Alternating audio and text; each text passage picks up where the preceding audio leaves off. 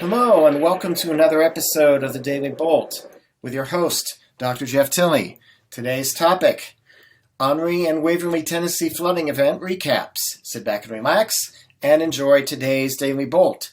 So I put a message on the Facebook groups last night that I was delaying this Daily Bolt until I could get some material together to talk about the Middle Tennessee flooding event. I've pulled some imagery and put it together in a movie, which I'm going to show you shortly.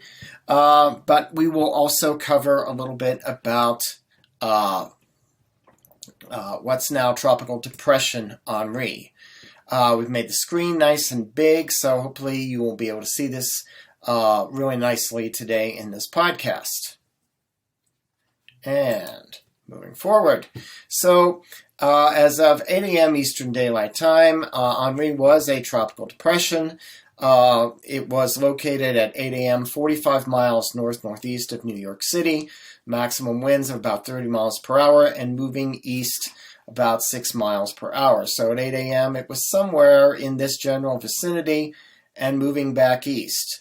It is very close to the track that it actually took westward from its initial landfall, which was here near the small coastal community of Waverly, Rhode Island, not too far from the Connecticut border. That landfall was about a day ago at 12:30 p.m. Eastern Daylight Time.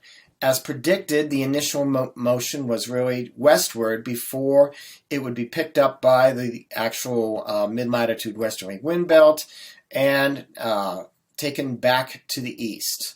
And that's the direction it's heading right now. Another inch or two of rain, maybe 3 in some local spots, is expected in parts of Connecticut, Rhode Island, and New York, Massachusetts, extreme southern New Hampshire, before it heads back out to sea. And despite the fact that it came ashore as a 60-knot tropical storm, there's a combination of both wind and water damage, but for the time being going forward, it's primarily going to be a rainmaker. These maximum winds are not even as strong as what can be found in wintertime in the strongest nor'easters that hit this region. So the rain and the resultant flooding has been more of the problem with Henri rather than the winds, but we will see on this next slide a couple of aspects of wind damage. These pictures are from a variety of locations from northeastern New Jersey all the way to Rhode Island. And we have, obviously, trees down. We have sailboats that have been pushed aground onto the shore. You can see the dock right there next to them. We have some flooding pictures from northeastern New Jersey and elsewhere in Connecticut. And one other water-related damage is this road giving way in a fairly decent-sized chunk because of water running underneath and washing the supporting soil and rock away, and the road could no longer be supported.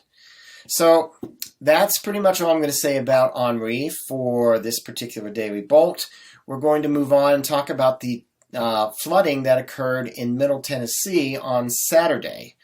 Near the town of Waverly, basically through the entire county surrounding Waverly.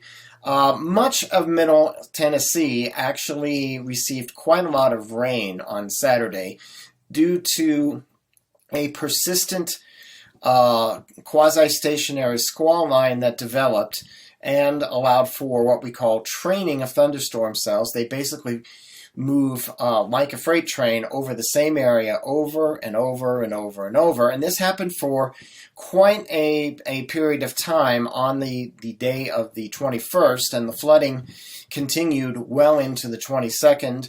And yesterday, some of these pictures of flooding are actually from yesterday. This one in particular still shows a lot of water. You have vehicles that are basically submerged in this particular region. We see lots of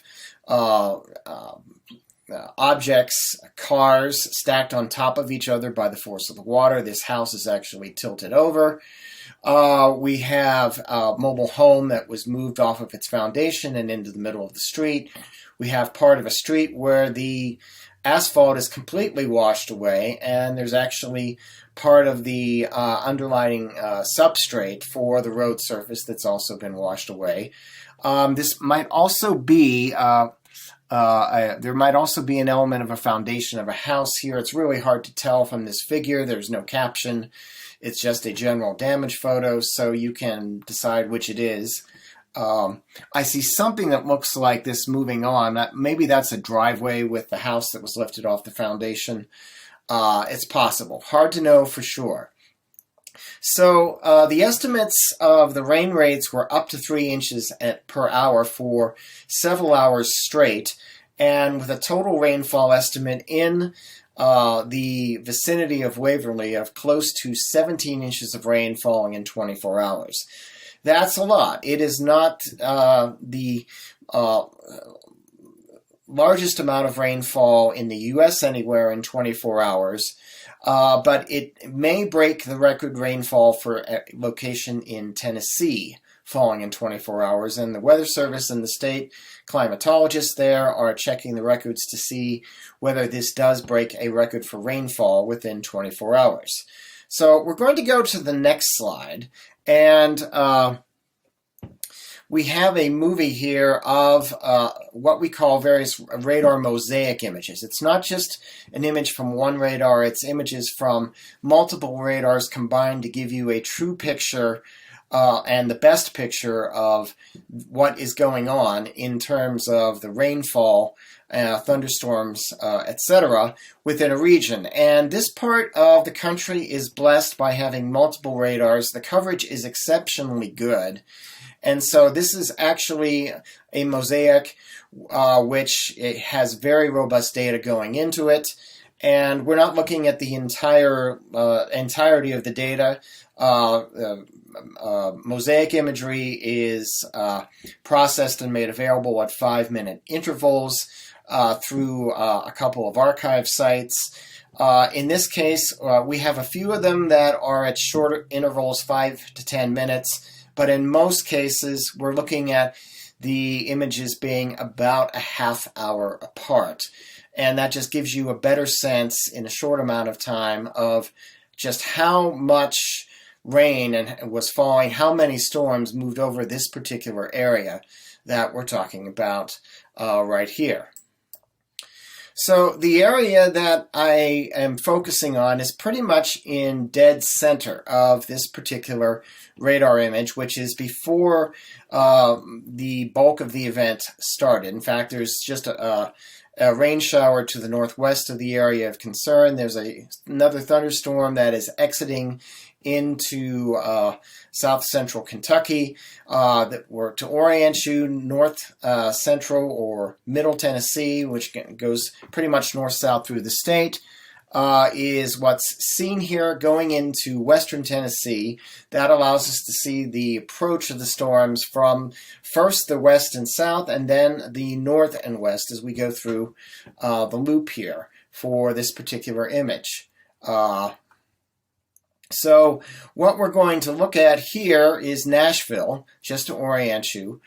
The town of Waverly is right here, and you can see a bit of the Tennessee River that is off to its west. The Humphreys County Airport is the airplane symbol here. Sometimes you may not be able to remember where Waverly is, but often the airport symbol is still visible underneath the rest of the imagery. So I'm going to go ahead and I'm going to put this on a full screen, and hopefully that will work nicely. There we go.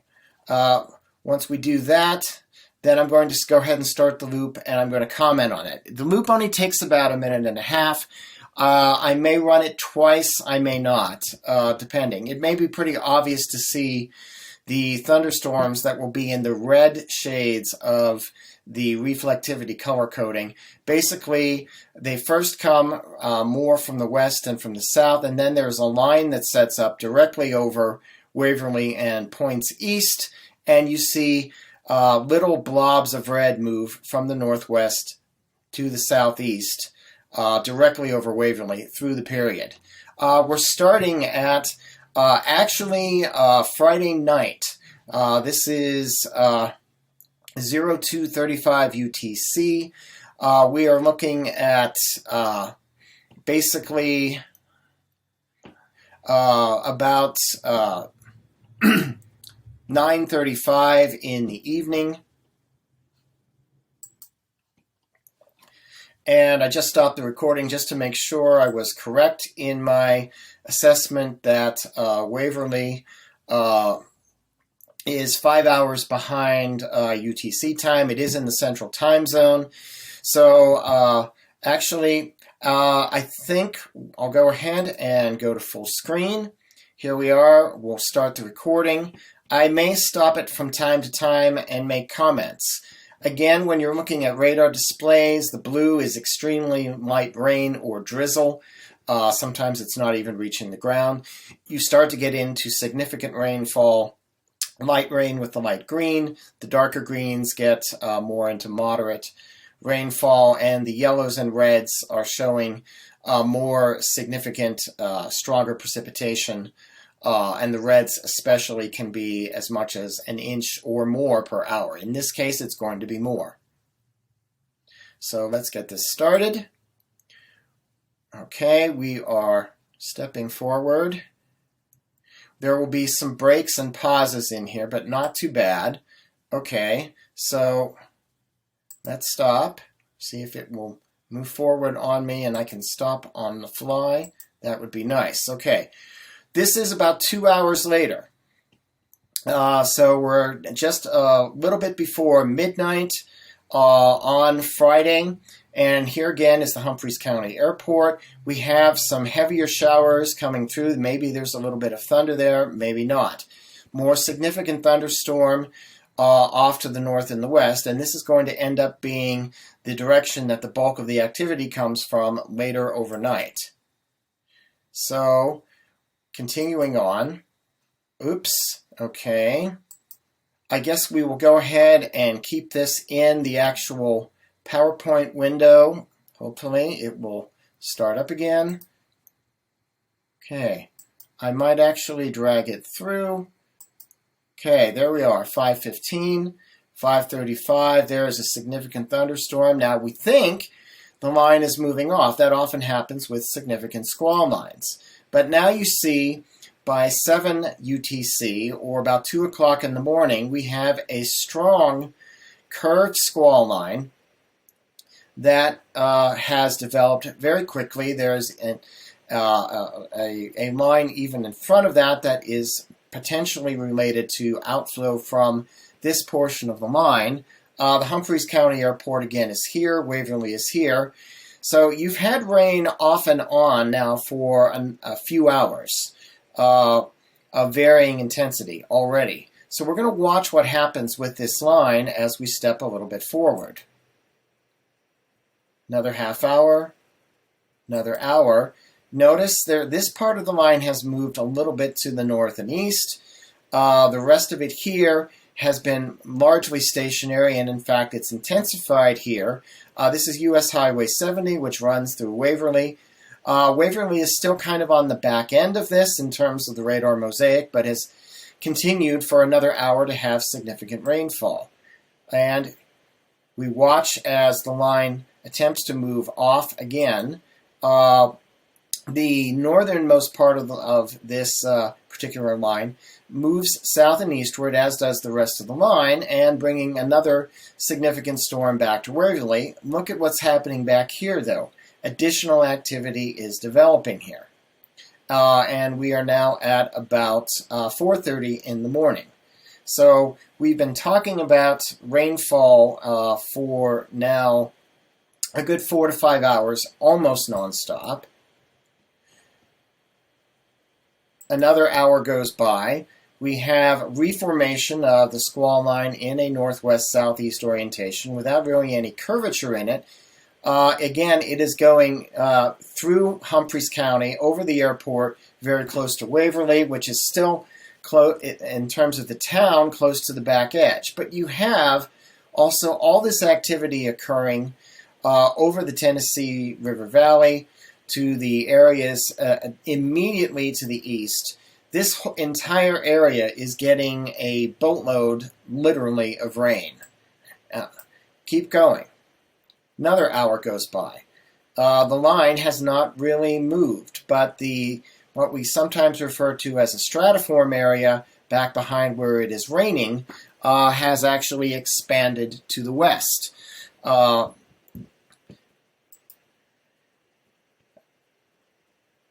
Okay, we are now at approximately 8 o'clock in the morning. We've been talking about this event now for well over 8 hours. The Humphreys County Airport and Waverly are smack in the middle of an area of strong rain and very likely strong thunderstorms, given the reds that you're seeing here in the reflectivity, which are usually up over 50 dBz. We talked in a previous podcast about what that means, but we're going to move on, continue on, and I'm just going to let the picture speak for itself.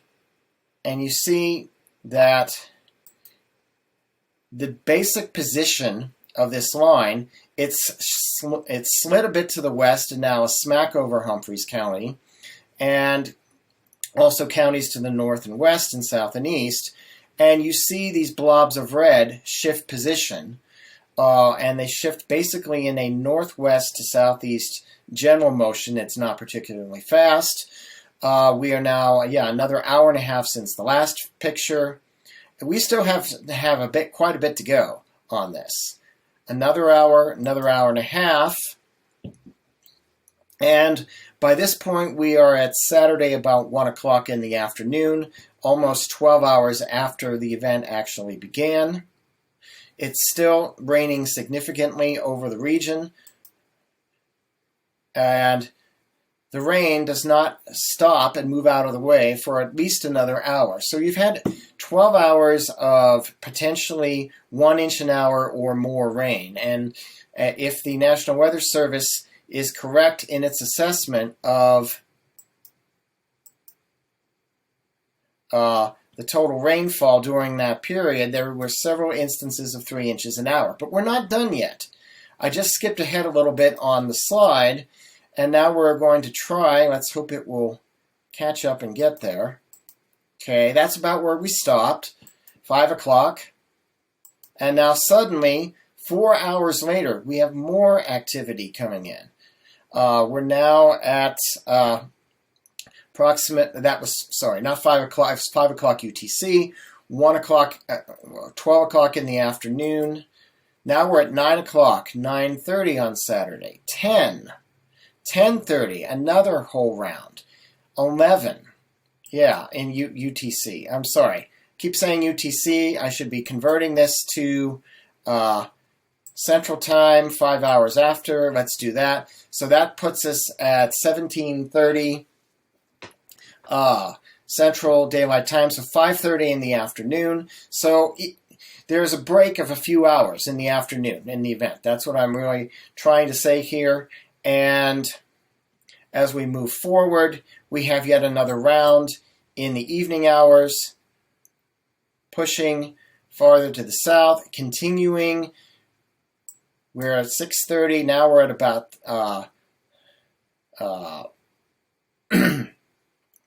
8 o'clock at night, and there's still activity. And we really don't have the rain stop until perhaps after this particular point, which is 02 UTC on Sunday. So you subtract 5 hours from that. That's about, again, 9 o'clock in the evening. So we've gone almost a full 24 hours. It has rained the bulk of those 24 hours. There may be 4 to 5 hours without any rainfall over the county. Many of those hours have had multiple inches of rain per hour. It's no wonder that this area, which is not particularly full of mountains or anything else to carry water away, it's relatively flat. You get that much rain, and it has been wet in much of the east for much of the summer. There's nowhere for the water to go. And it's no wonder that you see images that look like this. Okay, This has gone a little longer than expected. I apologize for being tongue-tied a couple times and getting my time zones. I just got kind of excited in talking about this. It is definitely a shame. It is certainly will have a disaster designation at the state level, if not the federal level. Hopefully, most of these missing people can be found alive and well. That's it for today's very long Daily Bolt. I'm Dr. Jeff Tilley. Have a good afternoon, a good evening, or good night.